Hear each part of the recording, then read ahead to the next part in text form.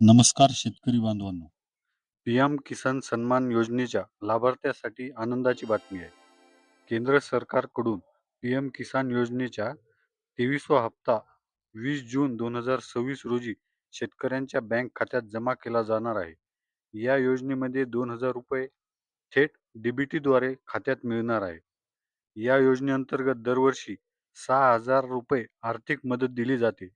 ही ₹2000 च्या माध्यमात 3 टप्प्यात दिली जाते. पण हा हप्ता मिळवण्यासाठी खालील 3 बाबी पूर्ण नंबर 1, ई-के-वाय-सी पूर्ण केलेली असणे. नंबर 2, आधार कार्ड बँक खात्याशी लिंक असणे.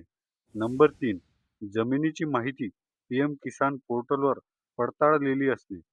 यापैकी कोणतीही माहिती अपूर्ण असल्यास हप्ता अडकू शकतो.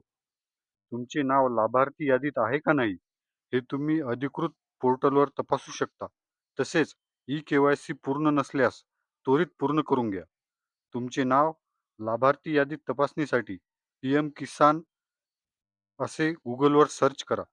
आलेल्या पर्यायावर बेनिफिशियरी लिस्ट पर्यायावर क्लिक करा. राज्य, जिल्हा, तालुका, गाव हे सर्व निवडल्यानंतर गेट रिपोर्टवर क्लिक करा. त्यानंतर तुमच्या गावातील लाभार्थ्याची यादी दिसेल. तर शेतकरी बंधूंनो, वेळ न घालवता आजच तुमच्या गावाची लिस्ट चेक करा. तुम्हाला या योजनेबद्दल काही अडचण असेल तर खाली कमेंट बॉक्समध्ये नक्की विचारा. आम्ही त्याचे उत्तर देण्याचा नक्की प्रयत्न करू.